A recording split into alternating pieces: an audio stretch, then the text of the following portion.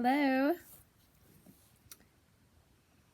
This is my friend Smokey. What's up, Smokey? I love this cat. This is my daughter's cat, and we adopted him a couple weeks ago. Pardon me when the muscles start moving. Sometimes I have trouble with getting enough oxygen, and so I start to yawn. Anyway, Smokey. Smokey is very therapeutic, and I'm wondering if any of you other folks out there with dystonia have an animal or animals that help you through difficult times. I've noticed that Smokey here, whenever I'm feeling incredibly symptomatic, pardon me, like I am right now, I'm better than yesterday, I'll tell you that. I felt like my whole body was just burning with fire. It's crazy. All the nerve pain and all that. My mom and I had to take a quick trip down the road, about 6 hours, and back. And anyway, that whole time I was just had a lot of spasms, a lot of movement in my TMJ joint right here, up in my sinuses, and up in here, and down my neck, and in the back of my head, and all this, pretty much on the right side of my body, I would say. Just a lot of torquing and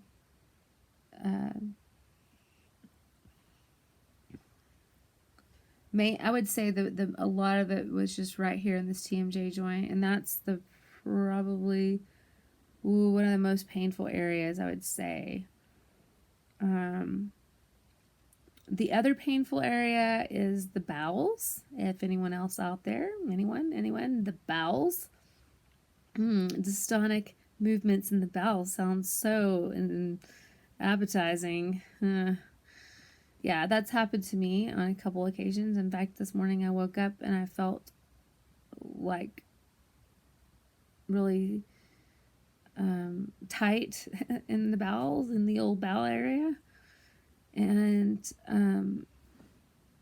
the last couple times that's kept me home from work because I can't even stand up. The pain is so great.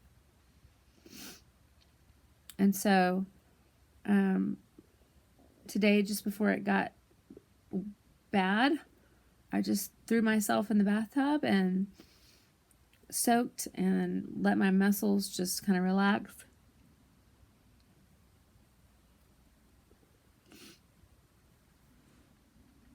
My apologies. But the bath seems to help a lot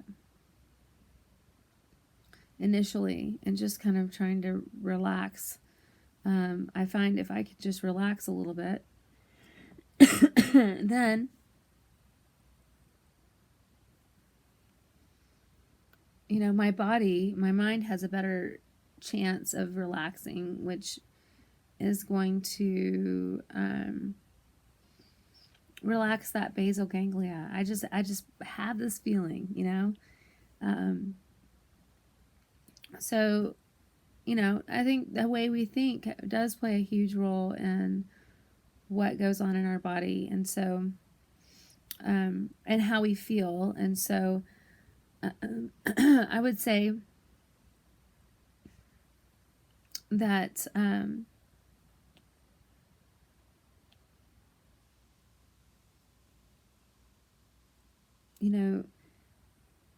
really watching what you're thinking in your mind. Pay attention to that. Pay attention to the stress in your day. See if there's any correlation.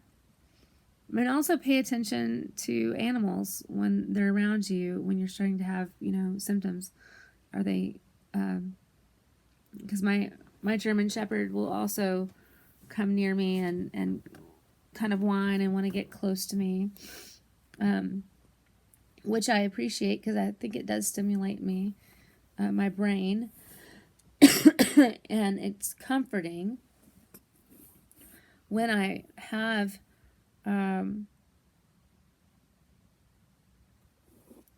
just somebody near, something near that can press against me. And that's why, it's like sometimes I want my husband to come on over and just give me a little bit of human touch, because it's just so comforting. I've had folks, when I've witnessed me going into a spasm or whatever, just put their hand on me, and that is so comforting. It's a little awkward, I have to say, sometimes. No, but really, it's very comforting. So, and that's why I think that it is comforting to me to know that there's other people out there with the same condition. I think we all have it a little differently, but it's so important to, stay engaged with one another, and I think just community is really important, and I don't want to be that person that talks about all the negative side of everything all the time. I want to be positive. It's hard to be positive sometimes when things are very difficult, and my life lately has been very difficult. I've had a lot of really crazy things happening in our family, and with all that happening and occurring, it's caused a lot of symptoms and in my body to occur. And my husband isn't here with me right now, so that makes it kind of difficult. He's off doing some soul searching and investigating himself. He's enjoying learning his native language, and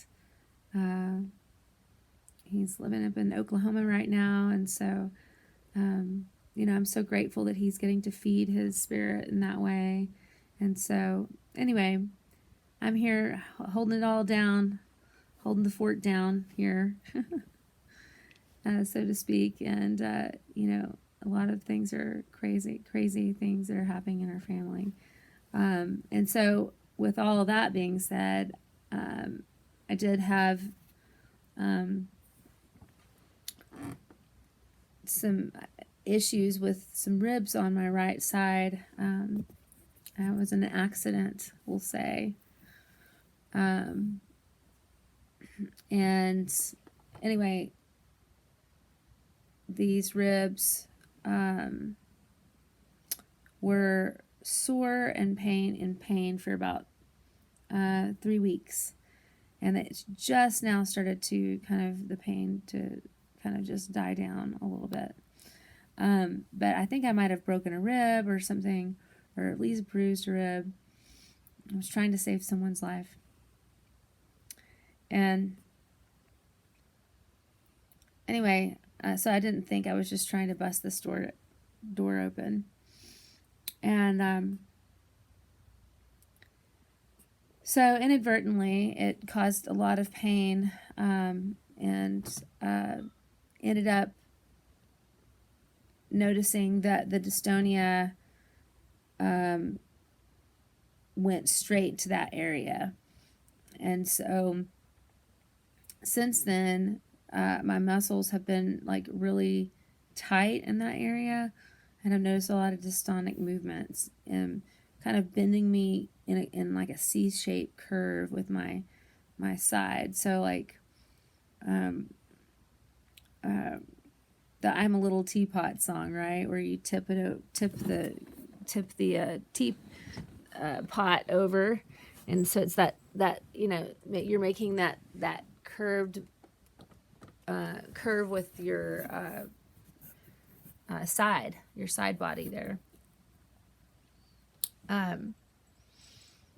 Anyway, so that has really been new and very difficult to maneuver around because it's been so painful. It was so painful just to breathe for about a week and a half. It was just painful to breathe. Anyway, and then, you know, and then when you're sick, you feel your body, your immune system feels down or low. A lot of times that muscles right up in here, I'll start to have sinus pain and pressure, and then those muscles want to get really tight and start to do these dystonic movements inside my jaw and up in my skull area, which is so weird. Weirder when it gets up into my head up in here, and that's when I'm like, I can feel all these little muscles, you know. So just kind of noting all this to myself right now. Still, after all these months, it's been about 5 months or so now that I went to see my general practitioner doctor, and we were looking for a recommendation to see a movement specialist, and I still have yet to hear back from anyone on that. So I know at some point here I'm going to have to call and start the whole process over again, which is so sad because I feel like I try so hard to get a doctor's appointments for myself and they never work out. So still waiting on seeing another movement specialist. I've already seen one that I have a diagnosis. But you know, I just feel like there's some really weird symptoms that are happening. So anyway, but totally love my cat, totally love my dog. They are so special, angels in this world, just loving on me, loving on us. Just wondering if there's anyone else out there that has pet therapy, that does pet therapy or experiences it with their own pets, and just wondering about their sensitivity and all that. It's pretty fascinating to me. So anyway, if you haven't already liked my channel, I recommend my channel, of course. And I love to start conversations about things. So if you have a question or if you want to make a comment, I sure would love to hear from you. And yeah, so just like this video, subscribe below, and I love you guys, Dystonia family. Peace for Dystonia. Bye.